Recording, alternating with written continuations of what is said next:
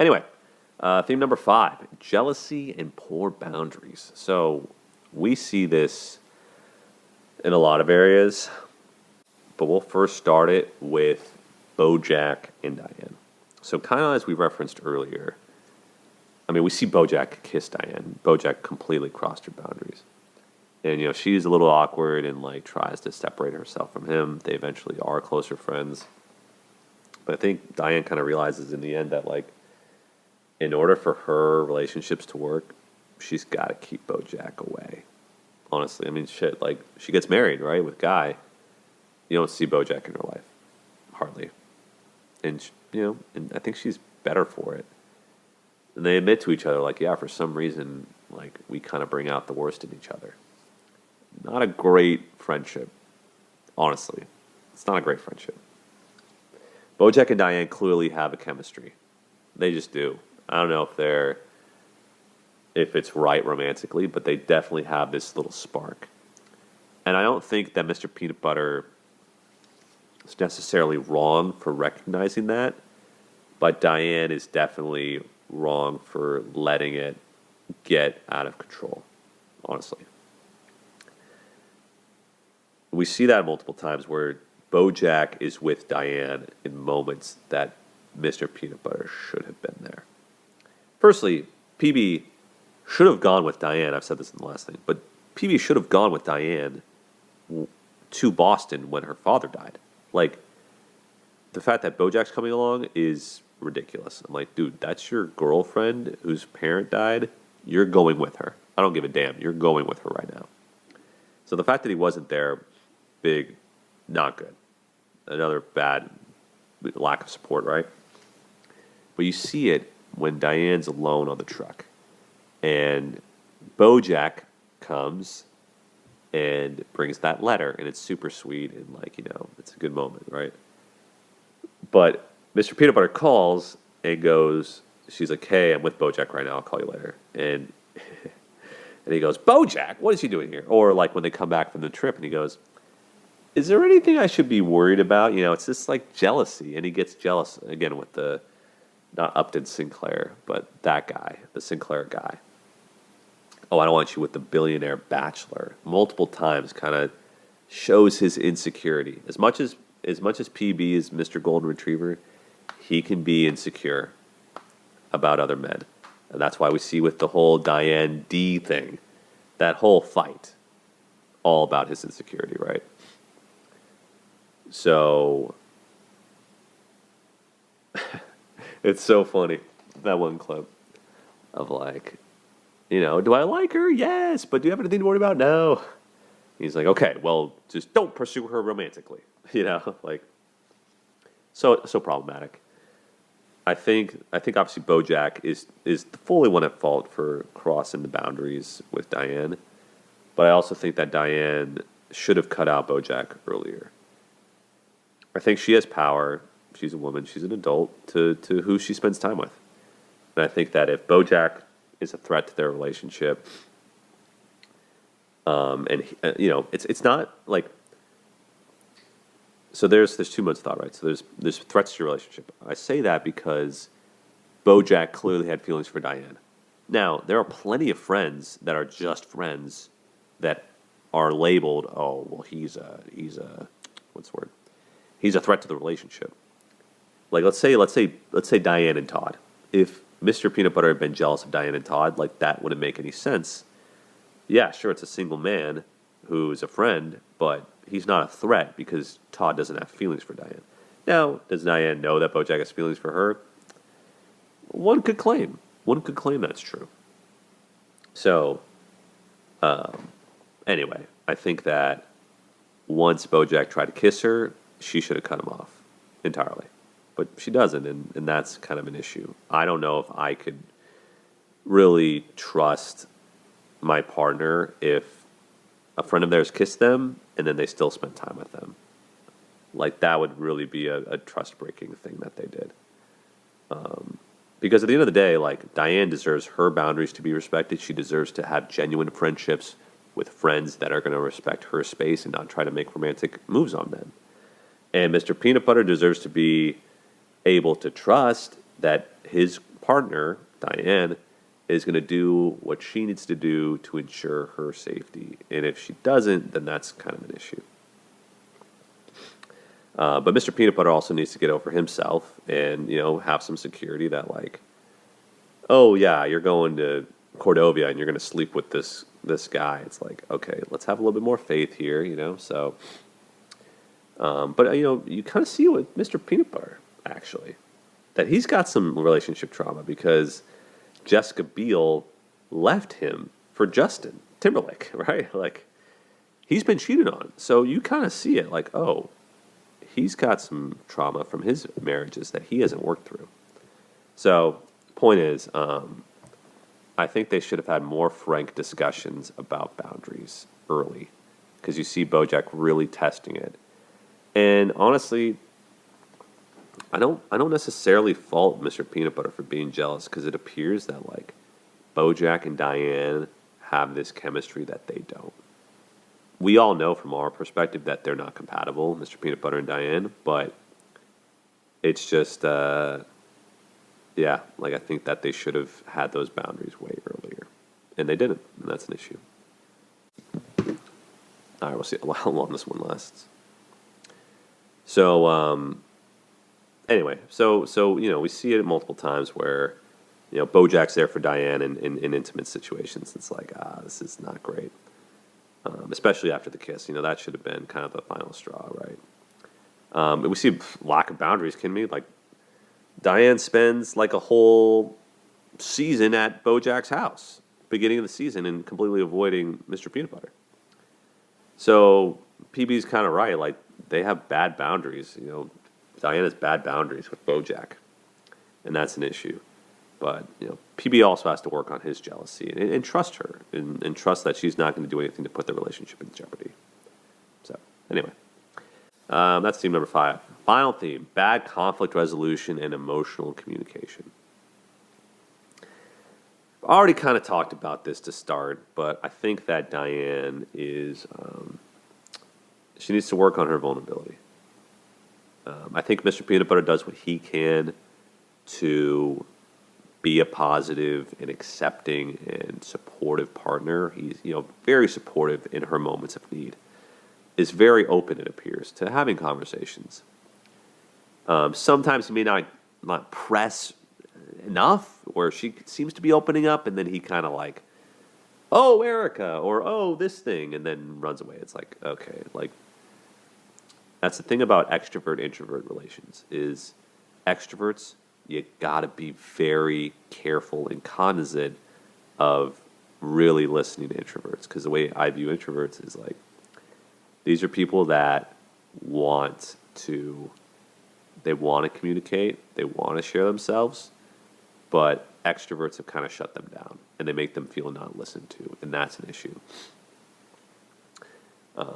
And so, extroverts, you really need to be wary of that. Of like, oh, like my introverts wanting to communicate, okay, let me really listen to them and give my full attention to them.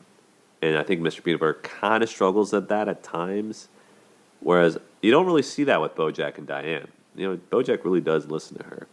And that's why she feels way more comfortable. You see her really open up to Bojack. That's why their relationship is very boundary breaking, because the emotional intimacy she has with Bojack is not even nearly half what she has with PB. Now, don't get me wrong. Diane does have heart-to-hearts with PB, and PB, is able to do similar with Diane. But we see in the couples therapy session, Diane can't open up. She just can't. She needs drugs to open up, and it's not genuine. There's just a mismatch with their emotional communication. She doesn't really tell him how much she appreciates him, and that's an issue.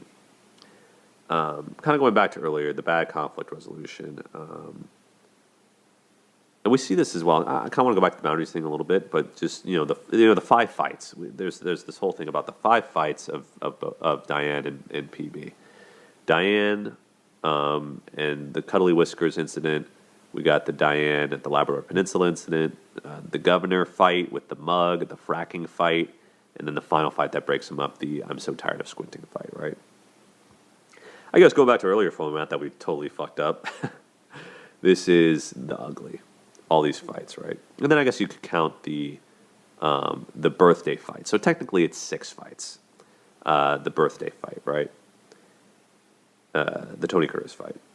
So let's go back to the Cully Whiskers one.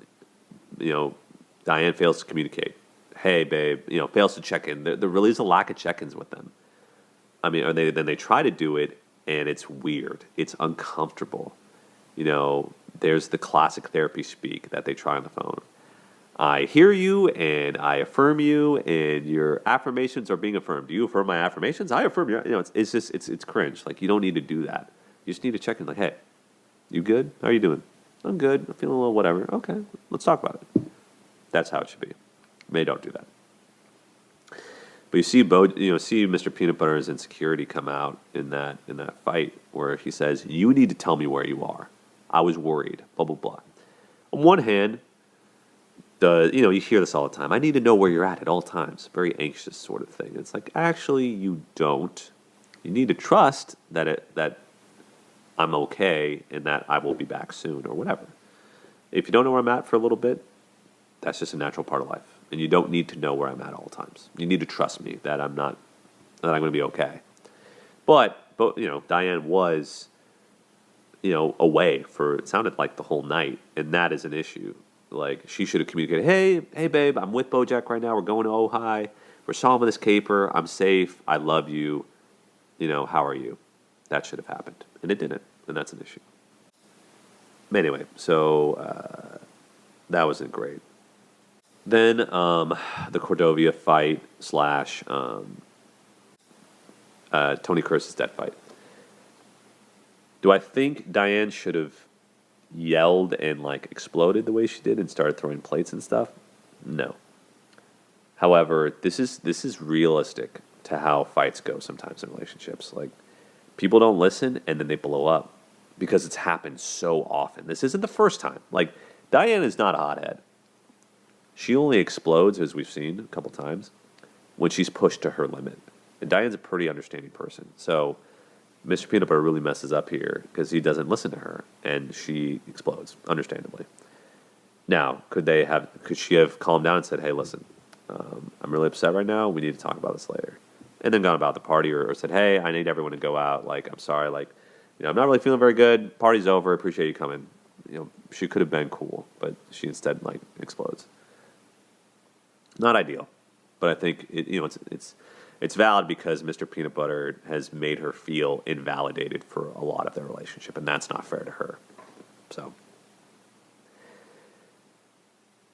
yeah, their fight really wasn't great with that. There's a lot of sarcasm. So you talk about the 4 horsemen from Goblin, right? Let's show it again. I know we've talked about it before, but we'll show it again. Criticism, contempt, defensiveness, and stonewalling. We don't see a lot of stonewalling from them, but we see contempt. We see the criticism. And so, with Mr. Peanutbutter, right, she says, why did you think I would like this? You always do this. Instead of, and saying that phrase, you always do this. Yeah, I could point out a trend, but you could say that more eloquently than you always, as if, I'm always being an asshole. And so Mr. Peanutbutter comes back with, that sarcasm of, oh, yeah, when someone doesn't like someone, what do? They throw them a party. Yeah, that will show them, whatever he says, right? When you really hate someone, you throw them a party. When we go to war, we don't drop bombs, we drop parties, right? Very funny. But PB's illustrating a lack of care. Because it's like, hey, your wife is telling you right now, I did not appreciate that you threw me this party. It did not make me feel loved. Instead, he should have taken it on the not taken it on the chin, but just been like, okay, I hear you. Your feelings are valid. I'm sorry for hurting your feelings.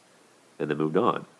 And then, had a further discussion. Been like, I'm sorry, I didn't realize that this, hurt you. I'll try and do better. But instead, he gets defensive and says, oh, well, kind of invalidates her. Like, you're ridiculous for thinking that parties are bad. That's what he's saying. yeah, like, what a monster am I for throwing you a party is basically what he says. And it's like, dude, she's not saying you're a monster. She's just saying, I would have appreciated a better display of affection. And the way that you did it did not make me feel heard or seen or loved. It's the whole thing. Like, if someone, let's talk about the peanut butter thing, is allergic to peanuts, and I give them a lifetime supply of Reese's, peanut butter cups, how do you think that's going to come across? Do I have a right to say, "Oh, wow, you don't want this lifetime supply of peanut butter cups? Like, wow, like, you're ungrateful." No, it's you're giving someone something that has no value to them. So when Mr. Peanut Butter gives her the party, it's like, you are actively giving me something I don't like, and that's shitty.